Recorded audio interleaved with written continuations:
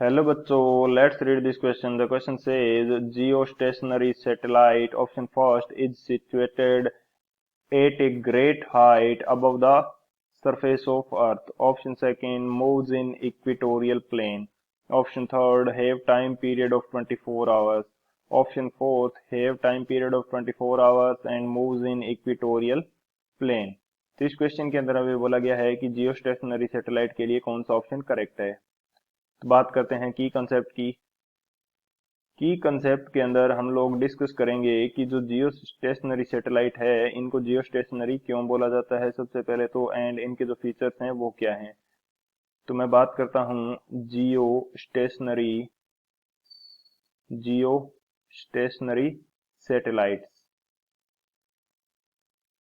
इनकी जो angular velocity है या एंगुलर स्पीड है ये अर्थ की अपनी एक्सिस के अराउंड जो एंगुलर स्पीड होती है इसके इक्वल होती है, जिस कारण से ये अर्थ से देखने पर एक जगह पे ही दिखाई देते हैं, इसलिए इन्हें बोला जाता है जियो स्टेशनरी सैटेलाइट. तो फर्स्ट तो हमारे पास क्या हो जाएगा, has an angular speed has an angular speed equal to has an angular speed equal to that of earth. यानी कि अर्थ की जो एंगुलर स्पीड है इसके इक्वल इनकी एंगुलर स्पीड होती है. एंड सेकंड यदि बात की जाए तो इनका जो एल्टीट्यूड होता है ये 36,000 किलोमीटर के ऊपर होता है. एल्टीट्यूड ये हमारे पास क्या हो जाता है इनका 36,000 किलोमीटर 36,000 किलोमीटर. बात करें यदि फिर इनकी डायरेक्शन की तो ये सेम डायरेक्शन के अंदर घूमते हैं जिस डायरेक्शन के अंदर अर्थ घूम रही है. तो डायरेक्शन की यदि बात की जाए, डायरेक्शन ये हमारे पास होती है same as that of earth.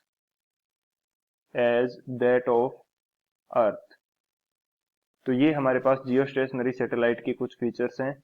ये हमारा की कंसेप्ट हो गया. इस की कंसेप्ट की हेल्प से इस क्वेश्चन को सॉल्व करते हैं. सॉल्यूशन की यदि बात की जाए तो हमें करेक्ट फीचर चूज करना है.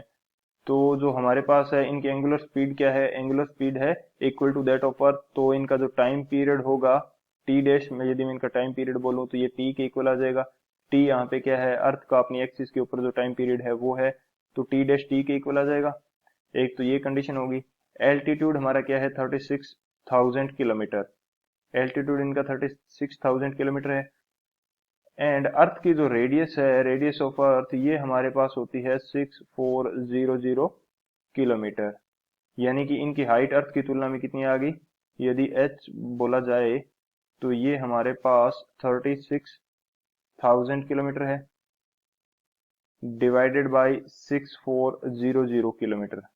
यानी कि ये हाइट भी इनकी काफी ऊपर होती है. एंड डायरेक्शन की बात करें तो same as that of earth होगी, same as that of earth.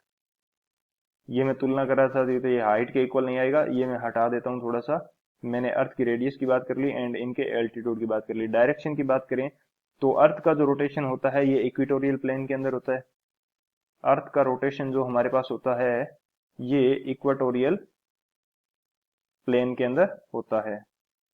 Equatorial plane के अंदर यदि है तो इनका जो रोटेशन होगा ये भी इक्वेटोरियल प्लेन के अंदर आ जाएगा, क्योंकि अर्थ के रोटेशन के सेम डायरेक्शन के अंदर ये रोटेट करते हैं.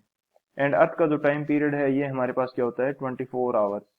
24 आवर्स होता है, तो इनका जो टाइम पीरियड है टी डैश, इसकी वैल्यू भी कितनी आ जाएगी 24 आवर्स. अब बात करते हैं ऑप्शंस की. It is situated at a great height above the earth surface. Earth surface से काफी ज्यादा हाइट पे होते हैं. तो ग्रेट हाइट, तो इतनी ज्यादा ग्रेट हाइट मतलब होती है, काफी अच्छी हाइट होती है, 36,000 किलोमीटर हाइट है इनकी. तो ये हमारा करेक्ट है. मूव इन इक्वेटोरियल प्लेन ये भी हमारा करेक्ट है. Have a time period of 24 hours ये भी हमारा करेक्ट है. फोर्थ ऑप्शन हमें दे रखा है have time period of 24 hours and moves in equatorial plane, तो ये भी हमारा करेक्ट है. लेकिन फोर्थ ऑप्शन जो है इसके अंदर सभी बातें हमारे पास दे दी गई हैं have time period of 24 hours and moves in equatorial plane, तो इनमें से मोस्ट अप्रोप्रिएट आंसर जो है ये हमारा कौन सा हो जाएगा, option 4, have time period of 24 hours and moves in equatorial plane. So option 4 is the final answer. I hope you understood it well. Best of luck. Thank you.